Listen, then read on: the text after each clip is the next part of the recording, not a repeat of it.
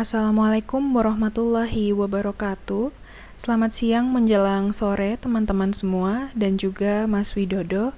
Hari ini kami dari kelompok Minggu ke-13 yang beranggotakan Chandra Nur Triwiyanto, Blangi Intan Maharani, dan saya sendiri Nadifa Habibah Makarim akan membahas aspek budaya dalam komunikasi krisis, di mana dalam presentasi ini kami memiliki beberapa poin utama yang akan kami bahas, yaitu yang pertama, pengertian umum budaya, lalu budaya dalam komunikasi krisis, budaya low dan high context, dimensi budaya, dan apa saja yang bisa dilakukan saat krisis. Lalu kami juga akan membahas studi kasus yang nantinya akan disampaikan oleh Mas Chandra. Baik, langsung saja kita masuk ke pembahasan yang pertama, yaitu apa itu budaya. Jadi, Hofstede, beliau mendefinisikan budaya sebagai pemikiran secara kolektif yang membedakan anggota satu kelompok atau kategori orang dengan yang lain, di mana di dalam kultur tersebut terdapat dimensi-dimensi yang membedakan dalam pendekatannya. Sehingga dalam konteks ini, budaya merupakan faktor yang kompleks bagi stakeholder dalam menaruh ekspektasi terhadap suatu organisasi dan krisis, karena penanganan krisis harus mempertimbangkan perbedaan budaya pada suatu negara. Maka dari itu, budaya dalam komunikasi krisis, komunikator harus memahami betul dan mengindahkan kepercayaan dan praktik budaya sebelum mengembangkan rencana, program, dan pesan. Berikutnya akan dibahas oleh Intan Maharani tentang budaya pada komunikasi krisis. Intan akan melanjutkan penjabaran dari Nadifa tadi mengenai aspek budaya dalam komunikasi krisis. Nah, di sini pentingnya pendekatan budaya dalam komunikasi krisis itu terletak pada kompetensi budaya yang dimiliki oleh stakeholders yang terlibat. Nah, bagaimana maksudnya? Nah, yang itu kemampuan untuk memahami beragam budaya dan mengadaptasi metode untuk kebutuhan yang muncul selama bencana krisis. Nah, di sini kompetensi budaya yang dimaksud itu bisa membantu dalam memahami kerentanan budaya, mengembangkan rencana intervensi khusus, dan memanfaatkan metode yang tepat untuk mengatasi krisis. Nah, maksudnya di sini tuh berbeda-beda budaya, berbeda pula penerapan manajemen komunikasi krisisnya. Nah, sebagai manajer komunikasi krisis di sini dituntut untuk bijak dalam melihat perbedaan budaya dan pengaruhnya dalam mengatasi krisis, sehingga strategi dan metode yang diterapkan akan dapat lebih tepat sasaran. Nah, manajer komunikasi juga harus dapat melihat peluang dan tantangan terkait aspek budaya ini agar tidak salah langkah dalam menyusun perencanaannya. Nah, di sini peneliti banyak yang setuju pada asumsi bahwa manajer komunikasi lintas budaya yang efisien konflik lebih cenderung menunjukkan rasa hormat terhadap perbedaan budaya. Nah, perbedaan budaya dapat mempengaruhi pekerjaan manajemen krisis. Namun, para peneliti di bidang komunikasi krisis banyak yang kurang memperhatikan bagaimana masalah budaya ini dapat mempengaruhi komunikasi krisis tersebut. Nah, sebagai contoh ada perbedaan budaya antara Amerika dan Cina. Di sini banyak peneliti Amerika yang menyiratkan bahwa perusahaan mengadopsi strategi komunikasi no comment atau ketika ada krisis tanggapan di media dia bilang no comment itu mungkin dianggap negatif di Amerika Serikat. Namun tetap diam atau tidak adanya no comment itu sering dipandang lebih bagus dan lebih bijaksana di budaya Cina. Nah, karena itu menunjukkan bahwa responden Cina itu menunjukkan lebih banyak toleransi terhadap tidak adanya komentar. Nah, itulah dia perbedaan antara budaya Amerika dan Cina. Dan kemudian di sini ada budaya low and high context. Nah, di sini itu dalam upaya untuk memahami berbagai orientasi budaya, hal memperkenalkan konsep konteks tinggi dan rendah. Nah, bagaimana maksudnya? Budaya konteks tinggi erat kaitannya dengan budaya kolektif. Ketika anggota masyarakat terlibat secara mendalam satu sama lain, membentuk hubungan yang intim. Nah, adanya hierarki sosial, penyampaian pesan secara implisit dan penuh makna, menyebarkan informasi dan kontrol dari diri individu adalah indikator budaya tersebut. Nah, sebaliknya di budaya konteks rendah, individual mereka ini sangat lebih individual, teman-teman. Maksudnya di sini sangat berbeda dengan budaya konteks tinggi, lebih individual, teralienasi dan kurang terlibat dengan anggota masyarakat lainnya. Nah, hierarki sosial yang kurang dan komunikasi yang terbatas juga menjadi ciri budaya ini. Hal menyatakan bahwa struktur sosial dan hierarki memiliki dampak yang signifikan dalam menentukan apakah suatu budaya termasuk budaya konteks tinggi atau konteks rendah. Nah, di sini saya akan menjelaskan juga mengenai cultural dimension. Nah, jika ingin memahami budaya itu, terdapat 5 pembagian budaya menurut Grid Hofstede. Yang pertama adalah power distance, individualism and collectivism, masculinity and femininity, dan uncertainty avoidance. Serta yang satu laginya itu Confucian dynamism, atau yang biasa juga dikenal sebagai long term orientation versus short term orientation. Nah, satu-satu saya akan menjelaskan dengan singkat mengenai yang pertama power distance. Nah, power distance di sini itu secara positif terkait dengan rendahnya kepercayaan warga terhadap otoritas, dan ketidakpercayaan semacam itu lebih mungkin memicu konflik akhirnya antara organisasi dan publik. Nah, jika power distance yang high, itu hierarki dan ketimpangan kekuasaan dianggap lebih, para atasan itu diharapkan lebih tinggi derajatnya daripada yang bawahan. Nah, yang para atasan itu lebih diharapkan untuk merawat bawahannya, dan sebagai gantinya bawahannya juga berutang ketaatan, kesetiaan, dan rasa hormat kepada mereka. Seperti contohnya itu kayak budaya militer.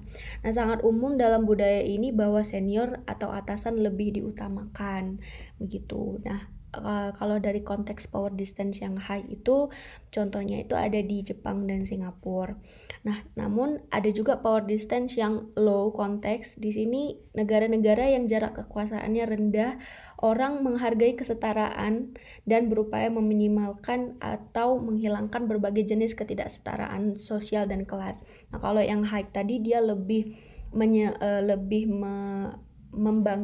lebih mengutamakan kelas atas. Nah, namun kalau yang di low ini dia lebih menghargai kesetaraan, dan menghilangkan adanya perbedaan kelas sosial tersebut.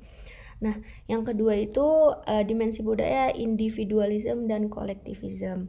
Nah, maksud dari individualism ini adalah orang-orang dalam masyarakat individualistik. Ya, maksudnya ini yang diharapkan untuk merawat diri mereka sendiri dan keluarga dekat mereka saja. Nah, ini tuh ada hubungannya dengan budaya low konteks tadi ya, teman-teman. Nah, perbedaannya dengan budaya kolektivism yang di sini masyarakatnya lebih kolektif dan menekankan kewajiban mereka untuk lebih melindungi anggota grup mereka, dan bersedia mengorbankan kebutuhan masing-masing dan keinginan mereka untuk lebih kepentingan kelompok gitu. Nah, contoh-contoh negara yang mempunyai yang menganut budaya kolektivisme itu contohnya itu seperti Singapura, Hong Kong, dan Meksiko. Dan saya rasa juga Indonesia ini lebih masuk ke budaya kolektivisme. Dan yang individualistik itu contohnya US, Australia, dan juga Inggris. Nah, selanjutnya di masculinity dan femininity, di sini budaya maskulin maksudnya itu nilai-nilai prestasi, ambisi, kekuasaan dan ketegasan lebih disukai. Nah, selain itu peran gender pada umumnya berbeda dan saling melengkapi, yang berarti bahwa pria dan wanita itu menempatkan peran terpisah dalam masyarakat dan diharapkan berbeda dalam merangkul nilai-nilainya. Nah, perbedaannya dengan femininity yakni budaya feminin seperti peran gender bersifat cair dan fleksibel. Nah, pria dan wanita tidak harus memiliki peran terpisah dan mereka dapat berganti pekerjaan sambil mengurus keluarga.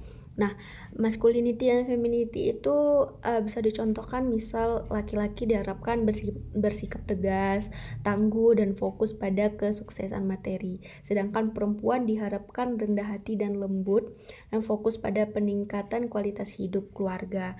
Nah, contoh negara yang menganut budaya masculinity yaitu Jepang, Austria, dan Italia, dan femininity ada Swedia, Norwegia, dan Netherlands. Nah, ke dimensi budaya yang keempat yaitu adalah uncertainty avoidance.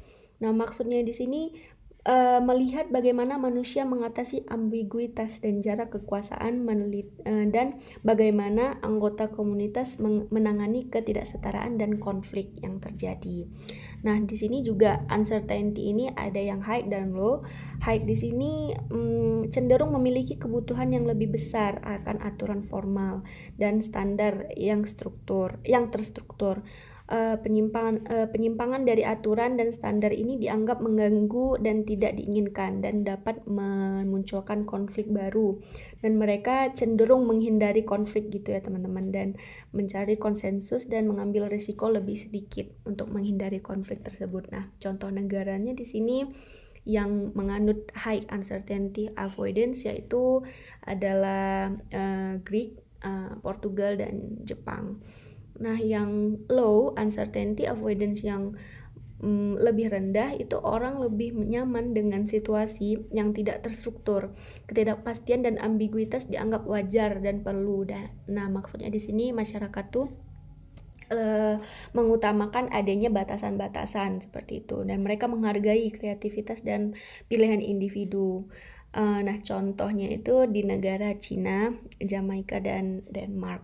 Nah, yang terakhir ada Confucian dynamism atau biasa disebut long term and short term orientation. Nah, pada orientasi jangka panjang berkaitan dengan pencarian masyarakat terhadap kebijakan. Nah, maksudnya masyarakat di sini berorientasi dengan jangka panjang. Kebanyakan masyarakat di Asia Timur merangkul kebajikan berorientasi masa depan seperti penghematan atau menabung begitu, ketekunan, dan menumbuhkan rasa malu karena gagal untuk memenuhi harapan kolektif. Nah, contoh negaranya itu ada Cina dan Jepang. Nah, di sini ada juga short term orientation. Nah, di sini tuh masyarakatnya berorientasi dengan jangka pendek. Maksudnya itu lebih menumbuhkan banyak kebajikan berorientasi pada masa kini saja atau masa lalu, seperti kemantapan dan stabilitas pribadi dan rasa hormat terhadap tradisi. Nah, di sini contoh dari short term orientation itu adalah negara US dan Kanada. Nah, selanjutnya mungkin akan dijelaskan lagi oleh Nadifa. Terima kasih teman-teman. Oke, jadi apa saja yang bisa dilakukan saat krisis terjadi? Nah, mengingat kehadiran dan dampak budaya yang kuat, pendekatan yang kompeten secara budaya sangat penting dalam manajemen krisis yang efektif. Nah, pendekatan budaya mendorong pembelajaran yang konstan pada komunikasi dan koordinasi di antara para pemangku kepentingan yang beragam dan membantu mereka untuk mengidentifikasi dan pemanfaatan metode yang tepat. Hal ini dapat dilakukan dengan memanfaatkan 4 fase manajemen darurat. Di sini ada 4: mitigasi, kemudian kesiapsiagaan, respon, dan recovery. Yang pertama, mitigasi artinya meminimalkan dampak keadaan darurat dan mencegah di masa depan. Nah, ini tujuannya untuk mencegah ketegangan atau konflik di antara berbagai kelompok budaya yang mungkin saja bisa memperburuk situasi krisis di kedepannya. Seperti itu. Kemudian ada kesiapsiagaan, yaitu bagaimana kita membaca warning atau tanda-tanda krisis yang mungkin akan terjadi, seperti itu. Jadi kita melihat kesiapan yang mencakup identifikasi bahaya yang mengancam keselamatan orang dan mengembangkan rencana komprehensif untuk masyarakat. Kemudian yang ketiga ada respon, yaitu tentunya memberi respon dalam konteks seperti ini nggak bisa sembarangan ya teman-teman. Jadi ada beberapa hal yang harus diperhatikan. Dikutip dari bukunya Fernbanks, di sini ada 4 langkah yang bisa dilakukan, yaitu seperti yang pertama ada targeting. Jadi seperti pada krisis pada umumnya, efektivitas komunikasi baik pada pemimpin organisasi atau pakar komunikasi harus dijaga dengan cara memilih pesan terbaik dan menargetkan publik yang sudah tersegmentasi dengan metode komunikasi yang dianggap paling sesuai, sehingga sangat perlu untuk menganggap budaya publik dapat dijangkau dan dilayani dengan melihat latar belakang budaya dan tradisi publik. Kemudian avoid parachuting atau hindari terjun payung atau terjun bebas. Nah, penting bagi praktisi profesional asing untuk bermitra dengan organisasi, lembaga, atau pejabat setempat yang memahami budaya dan orang-orang yang dipercaya untuk menghindari konflik yang sensitif yang mungkin kita nggak tahu, seperti itu. Kemudian seek sympathy and empathy. Jadi mencari simpati dan empati, di mana simpati bisa dengan menunjukkan perasaan kasih sayang dan kepedulian terhadap orang lain, sedangkan empati menunjukkan pemahaman pikiran dan kepekaan perasaan. Dan kemudian yang terakhir adalah adapt atau lakukan adaptasi dan berikan perubahan jika diperlukan. Dan usahakan eksekusi rencana dibuat dengan hati-hati dan teliti supaya tidak menimbulkan konflik baru. Dan yang terakhir yaitu recovery atau pemulihan dilakukan untuk mengembalikan situasi menjadi seperti semula. Oke, selanjutnya akan ada studi kasus yang akan dibahas oleh Mas Chandra. Baik, untuk studi kasus kita akan coba membandingkan dua hal. Yang pertama adalah kasus krisis Coca-Cola yang terjadi di tahun 1999, tepatnya di Belgia, di mana terjadi keracunan massal anak-anak sekolah karena adanya kesalahan produk dari Coca-Cola. Dan sayangnya Coca-Cola tidak dapat menghandle hal tersebut dengan baik. Mereka menggunakan cara Coca-Cola yang disamakan dengan kultur budaya di Amerika, di mana di Amerika itu sendiri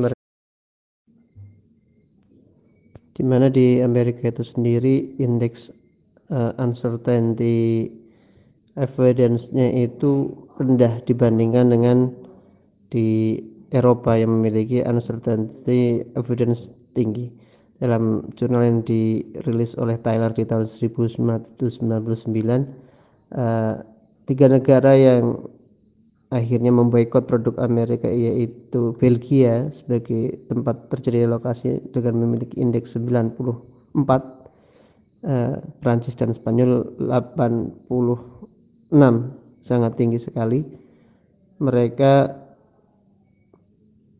menolak cara-cara yang ditawarkan oleh Coca-Cola, bahwasanya ya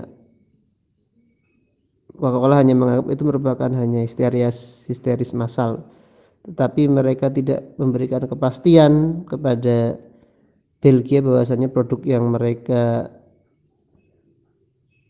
keluarkan itu sebenarnya bermasalah. Walaupun pada ujung akhirnya mereka menarik produk tersebut di pasaran setelah banyaknya protes, apalagi diwakili oleh permintaan resmi dari negara tersebut.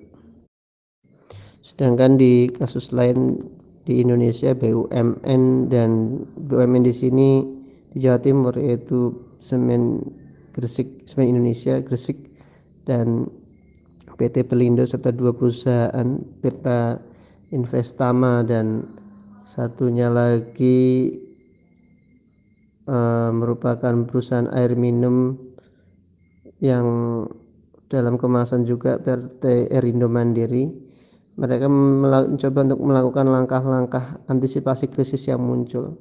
Nah, Indonesia sendiri dilihat dari kulturnya, masyarakat Indonesia itu memiliki kecenderungan bahwasanya berada di kategori indeks yang cukup tinggi untuk kolektivisme. Jika kita melihat individualism and kolektivisme, masyarakat Indonesia lebih cenderung untuk gotong royong, berkumpul, ada istilah makan tak makan asal kumpul dan sebagainya. Pendekatan-pendekatan komunikasi perusahaan kepada masyarakat atau public relation bersifat kultural seperti belusukan, musyawarah, lalu ada cangkrukan yang itu benar-benar sangat memfasilitasi, benar-benar menginterpretasikan bahwasanya mereka hadir di tengah masyarakat dan mereka menyesuaikan diri dengan masyarakat, dan mereka mencegah krisis yang timbul di masyarakat dengan menguatkan kultur-kultur budaya perusahaan yang disesuaikan dengan kultur masyarakat setempat. Mungkin itu dua contoh yang bisa kita simak. Di satu sisi ada Coca-Cola yang cukup gagal di tahun 99 menghadapi krisis karena perbedaan budaya. Yang satu sisi ada kasus bagaimana perusahaan BUMN yang mencoba untuk mengantisipasi krisis dengan bentuk komunikasi, relation communication-nya dengan melakukan adaptasi dengan budaya setempat, seperti cangkrukan dan sebagainya. Dan ini bisa menjadi diskusi yang menarik. Setelah ini bisa dilanjutkan dengan tanya jawab atau diskusi atau mungkin tambahan lain dari rekan-rekan sekalian. Terima kasih dari kelompok kami. Waktu dan tempat saya persilahkan untuk diskusi. Terima kasih.